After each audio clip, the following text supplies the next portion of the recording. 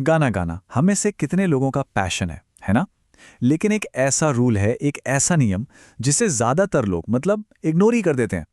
और मजे की बात यह है कि यही वो एक रूल है जो एक ठीक ठाक गाने वाले को एक कमाल के सिंगर से अलग करता है। तो चलिए आज इसी सीक्रेट पर से पर्दा उठाते हैं।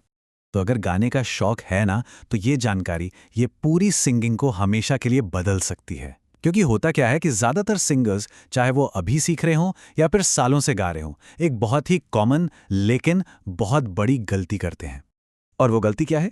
सुन के शायद थोड़ा शॉक लगे। करीब करीब 90% सिंगर्स अपने सही स्केल में गाते ही नहीं हैं।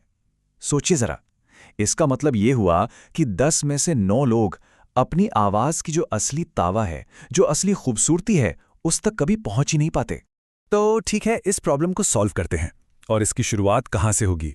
शुरुआत होगी म्यूजिक के सबसे बेसिक लेकिन सबसे ज्यादा गलत समझे जाने वाले कॉन्सेप्ट को समझने से, और वो है स्केल। अब इसे ऐसे समझिए, जो स्केल है ना, वो आपकी आवाज का स्वीट स्पॉट है। मतलब ये वो पिच, वो ऊंचाई है जहां बिना किसी टेंशन के, बिना किसी खिंचाव के आराम से गाया जा सकता है। बस आवाज एकदम नेचुरल और फ्री फ्लो करती है। तो पता कैसे चलेगा कि हम अपने स्वीट स्पॉट में गा रहे हैं या नहीं? चलिए कुछ ऐसे वार्निंग साइंस देखते हैं जो साफ साफ बताते हैं कि स्केल गलत है। कभी ऐसा फील हुआ है कि ऊंचे सुर लगाने के लिए चिल्लाना पड़ रहा हो या गला एकदम टाइट हो रहा हो? ये एक क्लियर साइन है कि स्केल बहुत ज्यादा हाई है। और दूसरी तरफ, कभी ऐसा लगा कि आवाज में दम ही नहीं है, गाना एकदम फ्लैट, बोरिंग सा लग रहा है, तो इसका मतलब है कि आप बहुत नीचे के स्केल में गा रहे हैं। लेकिन जब आप सही स्केल में होते हैं ना, तब होता है असली मैजिक। आवाज एकदम स्मूथ और खुली खुली सी लगती है। ऊंचे सुर बिना किसी मेहनत के लगते हैं और नीचे के सुर एकदम साफ सुनाई देते हैं। यही वो मोमेंट है जब आपकी आवाज सही मायनों में खिल उठती है। तो सवाल यह है कि वो मैजिकल स्वीट स्पॉट ढूंढे कैसे?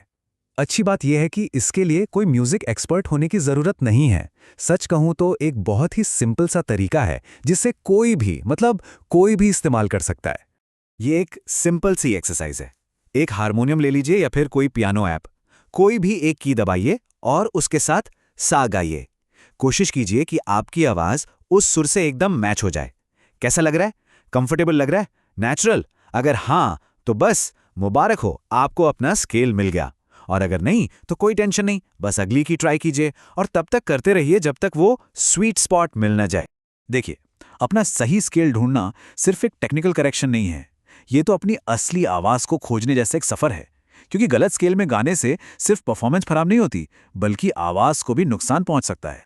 लगातार गलत स्केल में गाने के ना बहुत सीरियस रिजल्ट्स हो सकते हैं।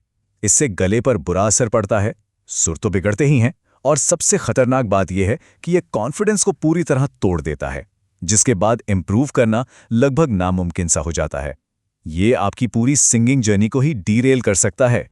और यही यही आज का सबसे बड़ा लेसन है। आपकी आवाज आपकी अपनी है, किसी और की नहीं। किसी और सिंगर को कॉपी करने के चक्कर में अपनी ओरिजिनल आवाज को मत खोइए।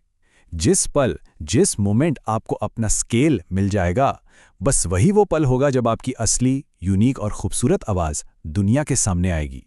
तो अगली बार जब गाने बैठें, तो किसी और की आवाज के पीछे मत भागिए। अपनी आवाज को ढूंढिए, अपने स्केल को ढूंढिए।